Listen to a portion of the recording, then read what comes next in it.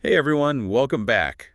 Ready for a deep dive into economic history? Always ready to dig into a good economics book. We're tackling NW, The Shortest History of Economics by Andrew Leigh, and let me tell you, it's packed with eye-opening insights. It really is. Leigh has a knack for connecting the dots and making you see the world in a whole new light, literally, in the very first chapter. Right, that comparison of how long it took our ancestors to create light compared to us today. Mind-blowing. 58 hours of labor for the same amount of light we get from a light bulb in just 1 hour. Talk about a productivity boost. It really makes you appreciate how far we've come and how much technology has transformed our lives. But even beyond lighting, the book digs into how geography has played a huge role in shaping economies, going all the way back to ancient times. Absolutely. Take Eurasia, for example.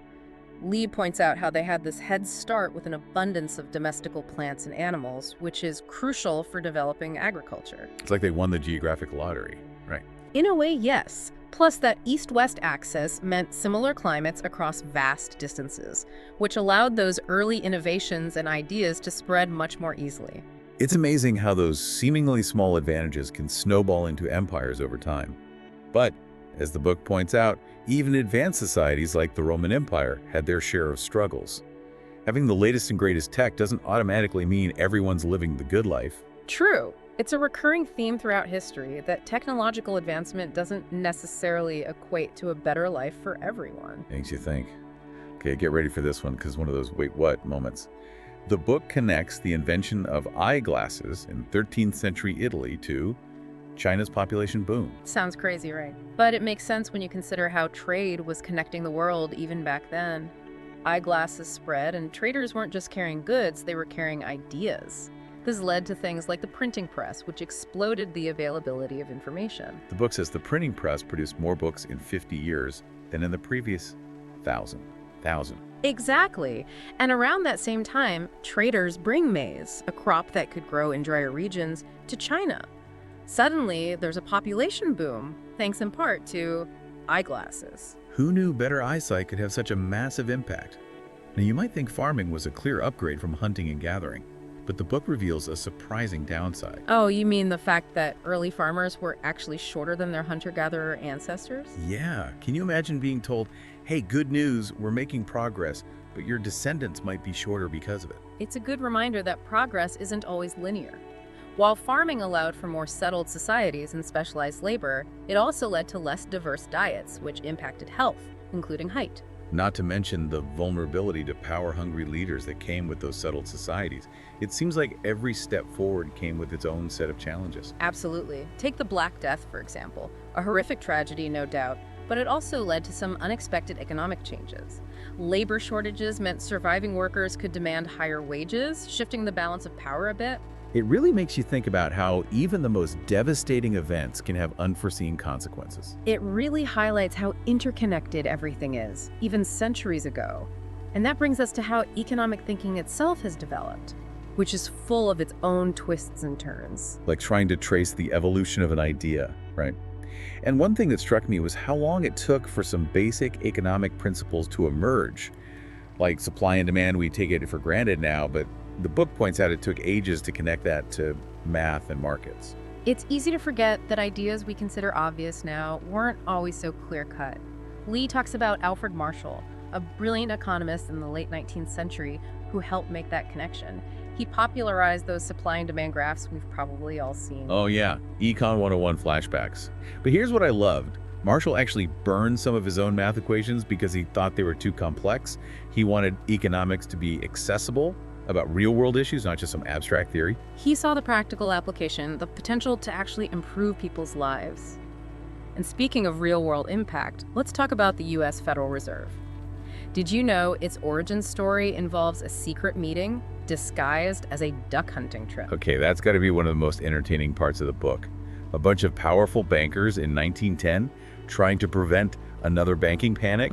They meet in secret on Jekyll Island, pretending to be on a duck hunting trip, complete with shotguns and everything. It sounds almost too good to be true. But this clandestine gathering actually led to the creation of the Federal Reserve in 1913, a central bank meant to stabilize the U.S. economy. Talk about an impactful hunting trip, although hopefully these kinds of meetings are a tad more transparent these days. But shifting gears a bit, The book also challenges some common narratives about immigration, and I found it really refreshing. It goes beyond just people seeking a better life. It's about the skills and drive immigrants bring, and how that impacts economic growth. For example, Leigh points out the dramatic decrease in travel times in the early 20th century. A trip from Liverpool to New York went from 53 days down to just 8. That kind of change enables huge shifts in populations and ideas. It's easy to forget how interconnected we are, but that also means global events can have a ripple effect. And the book definitely doesn't shy away from exploring those, like the economic impacts of World War I. It was a turning point for the global economy in many ways. Leigh details those crippling reparations imposed on Germany after the war and the global instability that followed. It really set the stage for the Great Depression. And speaking of the Great Depression, I found it fascinating how the book presented the different economic philosophies that emerged in response to that crisis. Oh yeah, that's a debate that continues to this day. You had economists like John Maynard Keynes arguing for government intervention to boost demand and get people back to work. But on the other hand, you had figures like Friedrich Hayek who believed in letting the market self-correct, even if it meant a longer, more painful recovery.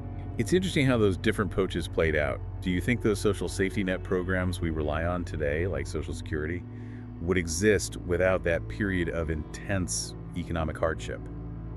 It's hard to say for sure, but it definitely seems like those programs were a direct response to the suffering caused by the Depression. It's a reminder that even in the darkest of times, there can be a push for positive change. But of course, the story doesn't end there. World War II brought another wave of economic challenges and transformations. Right. War really forces us to look at economics from a different angle. It's about mobilizing resources on a massive scale, adapting to the demands of conflict. Leigh highlights how the Allied powers having this edge in industrial capacity ultimately contributed to their victory. Makes you realize wars aren't just fought on battlefields, but in factories and shipyards and research labs too. Exactly. And the aftermath of World War II saw this global effort to rebuild and prevent future conflicts, in part through economic cooperation, like the Bretton Woods Agreement, for example. Imagine the world basically hitting the reset button on the global economy. It's a pivotal moment in history, but of course, things are never that simple. And one of the things that agreement highlights is the push for a more stable and prosperous world. But as the book points out, stability and prosperity don't always reach everyone equally. It's like that saying, a rising tide doesn't lift all boats. And that brings us to this idea of inequality, which the book illustrates has become a major concern in recent decades. Yeah, and the book uses this really striking visual called the elephant curve to drive that point home. Have you seen this before? Oh yeah, it's one of those things you see and never forget. Basically shows that the biggest winners from recent economic growth haven't been the middle class, but the very top and the very bottom. Exactly. It's a stark illustration of how the benefits of globalization haven't been shared evenly. The book delves into some of the factors contributing to this, like the decline of unions, for one. Right, and automation replacing jobs is a big one too. Absolutely. And then there's what economists call the RG problem. Okay, gotta admit, RG sounds a bit like something out of a robot uprising movie. What exactly does that mean? Essentially, it means the return on capital, that's the R, has been outpacing economic growth, the G. So those who already have assets, like stocks or real estate, see their wealth grow faster than those who rely on wages. So it's like a snowball effect, where the folks at the top are just better positioned to benefit. Exactly. And the book explores potential solutions, like progressive taxation, where the wealthy pay a higher percentage of their income in taxes. Makes sense. And investing in things like education and social safety nets to try to level the playing field a bit. It's a complex issue for sure. But speaking of complex issues, let's talk about inflation. The book takes us on quite a ride from hyperinflation to deflation. Talk about two extremes. We go from post-war Hungary, where hyperinflation was so bad they were printing banknotes with 20 zeros. I can't even imagine trying to budget with that many zeros on a piece of paper. Right, to the challenges of deflation, which sounds good on the surface, lower prices. Who wouldn't want that? Yeah, seems like a win-win. But it can actually be really damaging, leading to people putting off purchases, businesses cutting back, and the whole economy stagnating. It's a tough balancing act. And the book talks about how central banks are now using these unconventional tools, like quantitative easing, to try and manage all of this. Can you unpack that a bit? What exactly is quantitative easing? Basically, it involves a central bank injecting money into the economy by buying up assets, like government bonds, to encourage lending and stimulate economic activity. It's about keeping inflation at a healthy level, not too high and not too low. It's fascinating how the role of those central banks has changed over time. Like, the book talks about how Nixon's attempts to influence the Fed actually led to this push for central bank independence. Right, that desire to make sure monetary policy is based on economic data, not political pressure. It's a tough balancing act, to be sure, though. You want these institutions to be accountable, but also free from undue influence. For sure. And speaking of influence, I think we have to talk about the elephant in the room, or should I say the algorithm in our phones, big tech and big data. It's inescapable at this point, isn't it? Everything from targeted ads to algorithms shaping our online experience, it feels like our digital lives are increasingly influenced by forces we don't fully understand. And then there's the extreme case of China's social credit system, using data to rank citizens based on trustworthiness. Feels very Black Mirror, but it's real. It really highlights the double-edged sword of all this technology. On the one hand, economists are using big data for good. The book talks about Raj Chetty's work on economic mobility. So it's a tool that can be used for good or not so good. Exactly. But then you have the obvious privacy concerns, the potential for algorithms to reinforce existing biases, and the possibility of exacerbating inequality rather than solving it.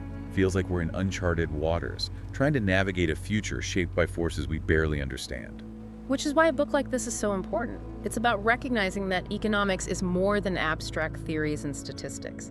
It's about understanding the forces that shape our lives. It's about connecting the dots between the price of a cup of coffee and global trade patterns, or between that traffic jam and the principles of supply and demand. And as the world gets more complex, understanding those forces is more crucial than ever. Couldn't agree more. And the book ends on such a thought-provoking, if not unsettling, note. Leigh hints that economics might be humanity's last invention. As AI gets more advanced, could it eventually surpass us even in understanding and managing something as complex as the economy? It's a fascinating and slightly terrifying thought. What does it mean for the future of work, of creativity, of what it means to be human? So much to ponder. And on that note, I think we've given our listeners plenty to think about today. If you want to explore these ideas further, we highly recommend checking out New WA, The Shortest History of Economics by Andrew Leigh. It's a fascinating read. I second that. Until next time, keep asking those big questions and keep on diving deeper.